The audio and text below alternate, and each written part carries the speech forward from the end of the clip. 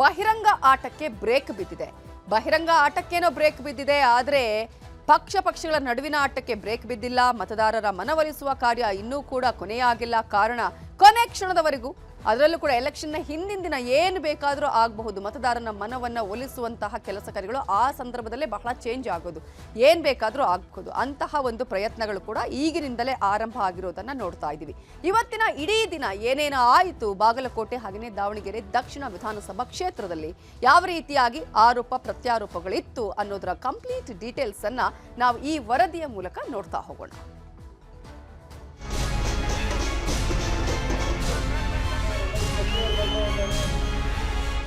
ಯಾವತ್ತೂ ಕೂಡ ಬಸವಣ್ಣನವರ ವಿಚಾರದಲ್ಲಿ, ಬಸವಣ್ಣನವರ ತತ್ವಗಳಲ್ಲಿ, ಆದರ್ಶಗಳಲ್ಲಿ ನಂಬಿಕೆ ಇಲ್ಲ.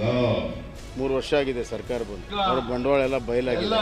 ಗ್ಯಾರಂಟಿಗಳು ನಮ್ಮ ಪರವಾಗಿದೆ ಅಂತ ಈ 2 ಉಪಚುನಾವಣೆ ಸಾಬೀತು ಮಾಡುತ್ತೆ. ಕಾಂಗ್ರೆಸ್ಸಿನ ಆಡಳಿತವನ್ನ ಸಂಪೂರ್ಣವಾಗಿ ತಿರಸ್ಕಾರ ಮಾಡ್ತಾರೆ ಅನ್ನುವಂಥ ಸಂಪೂರ್ಣ ವಿಶ್ವಾಸ.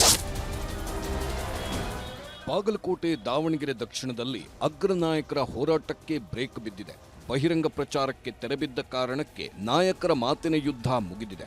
ಬಾಗಲಕೋಟೆಯಲ್ಲಿ ಸಿಎಂ, ದಾವಣಗೆರೆಯಲ್ಲಿ ಡಿಸಿಎಂ ಮತಯಾಚನೆ ಮಾಡಿದ್ರು.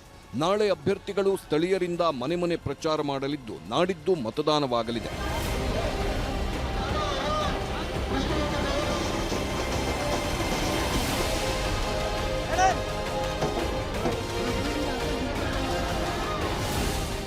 ಬಹಿರಂಗ ಪ್ರಚಾರದ ಕೊನೆ ದಿನವೂ ಸಿಎಂ ಅಬ್ಬರದ ಪ್ರಚಾರ ಮಾಡಿದ್ರು. ಬಾಗಲಕೋಟೆಯಲ್ಲಿ ಪಂಚಮಸಾಲಿ ಸಮಾಜದ ಮುಖಂಡರ ಸಭೆ ಮಾಡಿದ ಸಿಎಂ ಪಂಚಮಸಾಲಿ ಸಮಾಜಕ್ಕೆ ಕಾಂಗ್ರೆಸ್ ಸರ್ಕಾರದ ಕೊಡುಗೆಗಳ ಗುಣಗಾನ ಮಾಡಿದ್ರು. ಪಂಚಮಸಾಲಿ ಬೆಂಬಲವಿದ್ದ ಬಿಜೆಪಿ ಮಾಡಿರುವ ಅನ್ಯಾಯಗಳ ಮನವರಿಕೆ ಮಾಡಿ ಮೇಟಿ ಕುಟುಂಬದ ಪಂಚಮಸಾಲಿ ಪ್ರೇಮ ಬಣ್ಣಿಸಿ ಮತಯಾಚಿಸಿದ್ರು. ಭಾರತೀಯ ಜನತಾ ಪಕ್ಷ ಅದು ಒಂದು ಕೋಮುವಾದಿ ಪಕ್ಷ ಅಂತ ನಾವು ಕರಿತೀವಿ. ಕಾರಣ ಯಾಕಂತಂದ್ರೆ ಅವರು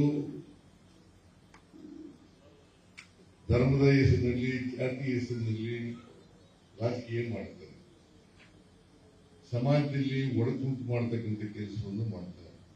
ಯಾವತ್ತೂ ಕೂಡ ಬಸವಣ್ಣನವರ ವಿಚಾರದಲ್ಲಿ, ಬಸವಣ್ಣನವರ ತತ್ವಗಳಲ್ಲಿ, ಆದರ್ಶಗಳಲ್ಲಿ ನಂಬಿಕೆ ಇಲ್ಲ.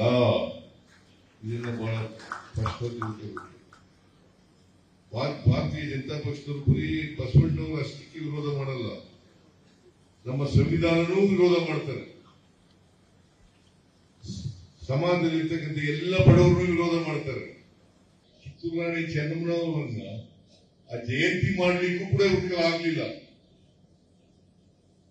ಏನಮ್ಮ, ಕಿತ್ತೂರು ರಾಣಿ ಚೆನ್ನಮ್ಮನವರ ಜಯಂತಿ ಮಾಡ್ಲಿಕ್ಕೂ ನಾನು ಬಂದು ಮಾಡಿದ್ದು ಜಯಂತಿಯನ್ನ.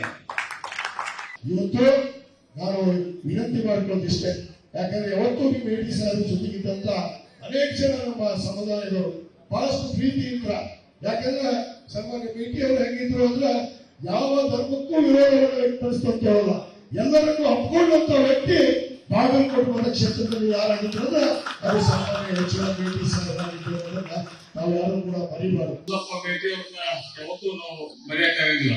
ಉಲ್ಲಪ್ಪ ಮೇಟಿ ಅವರು ನಮ್ಮೆಲ್ಲ ಅತ್ಯಂತ ಮಕ್ಕಳಿಗೆ ಜಾಸ್ತಿ ಪ್ರೀತಿಯಿಂದ ಕಂಡಿದ್ರು. ಅವ್ರೇನ್ ಅವ್ರ ಮಕ್ಕಳ ಪ್ರೀತಿ ಬಂದ್ರೆ ಅಷ್ಟು ನಮ್ಮನ್ನು ಪ್ರೀತಿಯಿಂದ ಕಂಡಂತ ಹುಲ್ಲಪ್ಪ ಮೇಟಿ ಅವರು. ಆಮೇಲೆ ಹುಲ್ಲಪ್ಪ ಮೇಟಿ ಅವರ ಸ್ವಭಾವ ನೋಡಿದ್ರೆ ಯಾರಿಗೂ ಕೆಟ್ಟದ್ ಬಯಸೋಣ, ಯಾರಿಗೂ ಕೆಟ್ಟದ್ ಬಯಸ್ತಿದ್ದಿಲ್ಲ.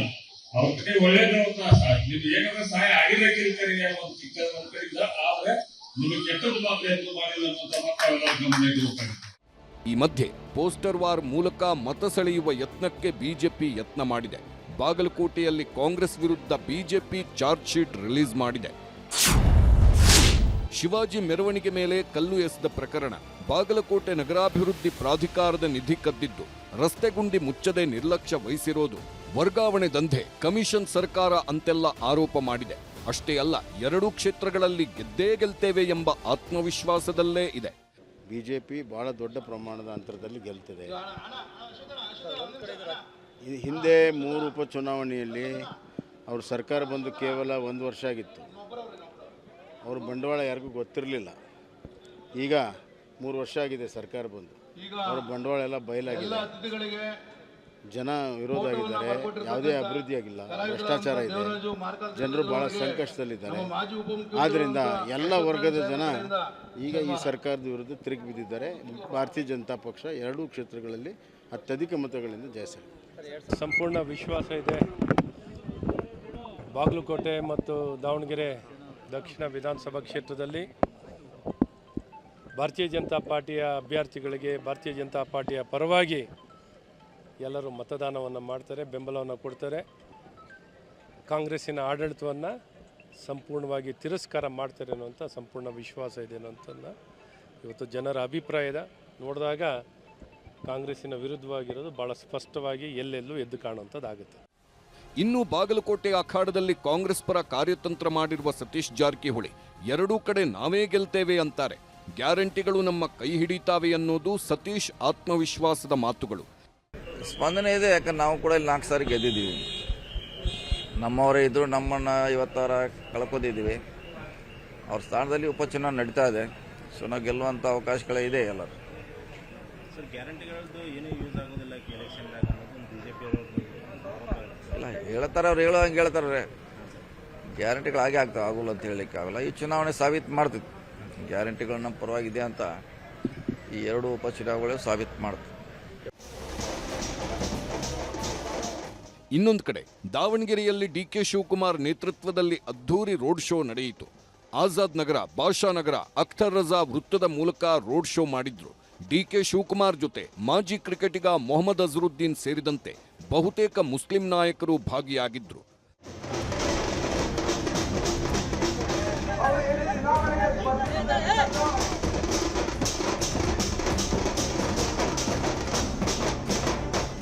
ಬಿಜೆಪಿಯವರ ಏನು ಮುಖವಾಡ ಏನಿದೆ ಅದನ್ನು ಜನರಿಗೆ ತಿಳಿಸಲೇಬೇಕಾಗ್ತದೆ. ಇದನ್ನು ನಾವು ಖಂಡಿಸಲೇಬೇಕಾಗ್ತದೆ. ಎಲ್ಲ ಈ ನಮ್ಮ 1,26,00,000 ಏನು ಗೃಹಲಕ್ಷ್ಮಿಯರು ಈ ರಾಜ್ಯದಲ್ಲಿದ್ದಾರೆ ಅವರೆಲ್ಲರಿಗೂ ಕೂಡ ಈ ವಿಚಾರದಲ್ಲಿ ನಮ್ಮ ಏನು 5 ಗ್ಯಾರಂಟಿಗಳನ್ನು ಏನು ತಪ್ಪಿಸಬೇಕು ಅಂತ ಏನು ತೊಂದರೆ ಮಾಡ್ತಾ ಇದ್ದಾರೆ, ಅದಕ್ಕೆ ನಾವೆಲ್ಲರೂ ಕೂಡ ಇದನ್ನ ಪ್ರತಿಭಟನೆಯನ್ನು ಕೂಡ ವ್ಯಕ್ತಪಡಿಸಬೇಕು ಮುಂದಿನ ದಿನದಲ್ಲಿ ರಾಜ್ಯದ ಉದ್ದಗಲಕ್ಕೂ ಕೂಡ ಅಂಥೇಳಿ ನಾನೆಲ್ಲರೂ ಕೂಡ ನಾನು ಮನವಿ ಮಾಡಿ ಈ ಮಾಧ್ಯಮ ಗೋಷ್ಠಿಯಲ್ಲಿ ಮಾಡ್ತಾ ಇದ್ದೇನೆ. जितने भी लोगों का मैं बहुत बहुत शुक्रिया अदा करता हूँ. वो लोग ने रोड शो में आया और पार्टिसिपेट किया. बट यही उम्मीद से जा रहा हूँ कि आप इतनी मुश्किल से और इतनी डिफिकल्टी से मैं दावणगेरे में आ रहा हूँ. बट आप लोग मुझे रनआउट करके नहीं भी जाना, पूरे राइट जिता के भी जाना. यहाँ पे मणिकर्णन साहब को जिताना चाहिए, डीके शिवकुमार साहब को जिताना चाहिए और खासतौर पर हमारे सीएम सिद्धरामैया साहब को भी जिताना चाहिए. ರೋಡ್ ಶೋ ಬಳಿಕ ಎಸ್ಎಸ್ ಮಲ್ಲಿಕಾರ್ಜುನ್ ಜೊತೆಗೂಡಿ ಡಿಕೆಶಿ ಪ್ರೆಸ್ ಮೀಟ್ ಮಾಡಿದ್ರು. ಎರಡೂ ಕ್ಷೇತ್ರಗಳಲ್ಲಿ ಒಗ್ಗಟ್ಟಿದೆ, ಗೆದ್ದೇ ಗೆಲ್ತೇವೆ ಎಂದ್ರು. ಎಸ್ಎಸ್ ಮಲ್ಲಿಕಾರ್ಜುನ್ ಕೂಡ ಅದೇ ವಿಶ್ವಾಸ ವ್ಯಕ್ತಪಡಿಸಿದ್ರು. ಏನೇ ಕಷ್ಟ ಸುಖಗಳಿದ್ರೂ ಬಡವರಿಗೆ ಮತ್ತು ಎಲ್ಲ ದೀನದಲಿತರಿಗೆ ಎಲ್ಲ ವಿಚಾರಗಳಲ್ಲಿ ಸಂಪೂರ್ಣವಾಗಿ ಭಾಗಿಯಾಗ್ತಾರೆ. ಒಳ್ಳೆ ಕೆಲಸ ಕಾರ್ಯಗಳನ್ನ ಏನು ಅವ್ರ ಅಜ್ಜ ಮಾಡಿದ್ರು ಇನ್ನು ಹೆಚ್ಚಿನ ರೀತಿಯಿಂದ ಮಾಡ್ಕೊಂಡು ಹೋಗ್ತಾನೆ ಅಂತ ನನಗೆ ಸಂಪೂರ್ಣವಾದ ವಿಶ್ವಾಸ ಇದೆ. 5 ವರ್ಷ ಸಿದ್ದು ಸಿಎಂ, 2028 ನಂತರವೂ ಸಿದ್ದು ಸಿಎಂ. ಮಿನಿ ಸಮರ ಮುಗಿಯುತ್ತಲೇ ಕುರ್ಚಿ ಕಚ್ಚಾಟ ಶುರು. ಉಪಚುನಾವಣೆ ಪ್ರಚಾರದ ಕೊನೆ ಹಂತದಲ್ಲೂ ರಾಜಕೀಯ ಪೈಪೋಟಿ ಜೋರಾಗಿದೆ. ಕ್ಯಾಂಪೇನ್ ಮುಗಿಯೋ ಹೊತ್ತಲ್ಲೇ ಸಿಎಂ ಅಧಿಕಾರಾವಧಿ ಫೈಟ್ ಶುರುವಾಗಿದೆ. 2028 ಸಿದ್ದರಾಮಯ್ಯನವರೇ ಸಿಎಂ ಎನ್ನುತ್ತಿದ್ದಾರೆ ಸಿದ್ದು ಆಪ್ತರು. ನಿನ್ನೆ ಮೈಸೂರಿನಲ್ಲಿ, ಇವತ್ತು ಬೆಂಗಳೂರಿನಲ್ಲಿ ಗೃಹ ಸಚಿವ ಪರಮೇಶ್ವರ್ ಬ್ಯಾಟಿಂಗ್ ಮಾಡಿದ್ದಾರೆ. ನಿನ್ನೆ ಬಾಗಲಕೋಟೆ ಸಮಾವೇಶದಲ್ಲೂ ಜೋರು ಘೋಷಣೆ ಮಾಡಿದ್ದ ಜಮೀರ್ ಅಹಮದ್ ಖಾನ್ 2028 ಅಲ್ಲ, ಮುಂದಿನ ಅವಧಿಗೂ ಸಿದ್ದರಾಮಯ್ಯನವರೇ ಸಿಎಂ ಎಂಬ ಕಹಳೆ ಮೊಳಗಿಸಿದ್ದಾರೆ.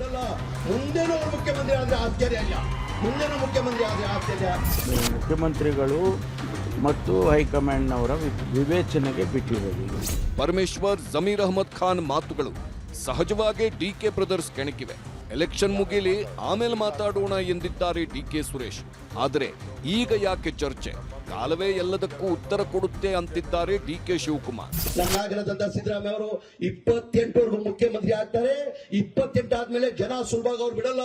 ಮುಂದೇನೂ ಅವ್ರು ಮುಖ್ಯಮಂತ್ರಿ ಆದ್ರೆ ಆಶ್ಚರ್ಯ ಇಲ್ಲ. ಮುಂದೇನೂ ಮುಖ್ಯಮಂತ್ರಿ ಆದ್ರೆ ಆಶ್ಚರ್ಯ. ದಯಮಾಡಿ ನಿಮ್ಮಲ್ಲಿ ಕೈ ಜೋಡಿಸ್ ಮನವಿ ಮಾಡ್ಕೊಳ್ತೀನಿ.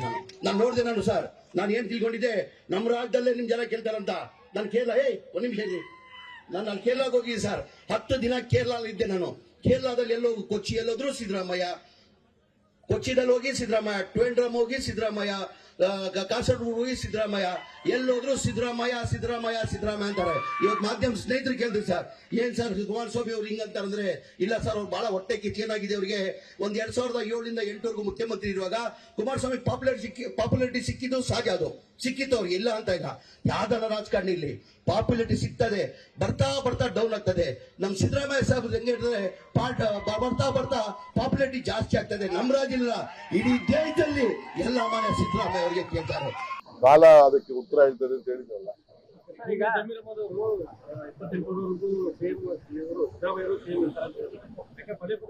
ನಾನು ಬೇರೆಯವರ ಪ್ರಶ್ನೆಗೆ ಉತ್ತರ ಕೊಡಕ್ ತಯಾರಿಲ್ಲ. ನಾನು ಪಕ್ಷದ ಅಧ್ಯಕ್ಷ, ಯಾರು ಉತ್ತರ ಕೊಟ್ರು ಸಿಎಂ ಕೊಡಬೇಕು, ಇಲ್ಲ ನಾನು ಕೊಡಬೇಕು. ನಮ್ಮಿಬ್ಬರು ಮಾತು ಬಿಟ್ರೆ ಬೇರೆಯವ್ರ ಮಾತೆಲ್ಲ ಗೌನ. ಕಾಲ ಉತ್ತರ ಹೇಳ್ತೀವಿ. AICC ಹೇಳ್ಬೇಕು, ಯಾರು ಬದಲಾವಣೆ ಮಾಡೋರು, AICC ಹೇಳ್ಬೇಕು. ಅವ್ರು ಹೇಳಿದಿಲ್ಲ ಅಂತಂದ್ರೆ ನಾವೇ ಊಹೆ ಮಾಡ್ಕೊಳ್ಳೋಣ. ನಾವು ಮಾಡೋವಾಗ ಹೇಳ್ತಾರೆ ಮಾಡ್ತೀವಿ ಅಂತ ಹೇಳ್ತಾರೆ, ಅಥವಾ ಮಾಡದೇನೋ ಹೇಳ್ಬೋದು. ಖಂಡಿತವಾಗಿ ಆಗ್ತಾರೆ, ಯಾಕೆ ಆಗ್ಬಾರ್ದು? ಈಗ ನಾನು ಹೇಳಿದೆ, ಇವತ್ತಿನ ಪರಿಸ್ಥಿತಿಯಲ್ಲಿ ಸಿದ್ದರಾಮಯ್ಯನವರು ಕಂಟಿನ್ಯೂ ಆಗ್ತಾರೆ. ಇಲ್ಲ ಆಗೋದಿಲ್ಲ ಅಂತ ಹೇಳಿದ್ರೆ ನಾನಲ್ಲ ಹೇಳೋದು, ಅದನ್ನ ಪರಮೇಶ್ವರ್ ಹೇಳಿದ್ರೆ ಆಗ್ಬಿಡೋದಿಲ್ಲ, ಹೈಕಮಾಂಡ್ನವರು ಹೇಳ್ಬೋದು. ಅವ್ರನ್ನ ಪರಮೇಶ್ವರ್ ಅವ್ರು ಹೇಳಿದ್ದಾರೆ ಅಧಿಕೃತವಾಗಿ, ಗೃಹ ಸಚಿವರು. ಅವ್ರೇನ್ ಹೇಳ್ತಾರೆ ಹಂಗೆ ಕೇಳ್ಬೇಕಾಗುತ್ತೆ. ಅದು ಆಮೇಲೆ ಮಾತಾಡೋಣ, ಆಸೆ ಇಲ್ಲ ಅಂತ ನಾನು ಹೇಳಲಿಲ್ವಲ್ಲ ನಿನ್ಗೆ. ಇವತ್ತೇ ಮಾಡ್ತೀವಿ, ಇವತ್ತೇ ಆಯ್ತಾರೆ ಅಂತ ಹೇಳಿದ್ನ. ಆಸೆ ಇದೆ ಅಂತ ಹೇಳಿದ್ದೀನಿ ಅಷ್ಟೇ. ಎಲ್ಲ ಟೈಮ್ ಇದೆ, ಮಾತಾಡೋಣ.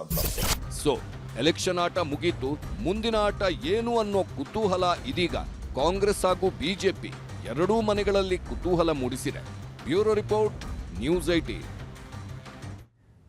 ಆಸೆ, ಕನಸು, ತ್ಯಾಗ, ಕಾಲ, ಹೀಗೆ ಎಲ್ಲ ವಿಚಾರಗಳು ಕೂಡ ಬರ್ತಾ ಇರುವುದು. ಆದರೆ ಚುನಾವಣೆ ಆದ ಬಳಿಕ ಇದು ಯಾವ ರೀತಿಯ ಟರ್ನನ್ನು ಪಡೆದುಕೊಳ್ಳುತ್ತೆ, ಆ ನಂತರ ಮತ್ತೆ ಇಂತಹ ವಿಚಾರಗಳಲ್ಲಿ ಹೈಕಮಾಂಡ್ ಮೂಗು ತೂರಿಸುವಂತಹ ಅಥವಾ ಹೈಕಮಾಂಡ್ ವಾರ್ನ್ ಮಾಡುವಂತಹ ಕೆಲಸ ಆಗಬೇಕಾಗುತ್ತಾ, ಆ ರೀತಿಯ ಬೆಳವಣಿಗೆಗಳಿಗೆ ಕಾರಣ ಆಗುತ್ತಾ ಅನ್ನೋದು ಇನ್ನು ಕೆಲವೇ ದಿನಗಳಲ್ಲಿ ಗೊತ್ತಾಗುತ್ತೆ.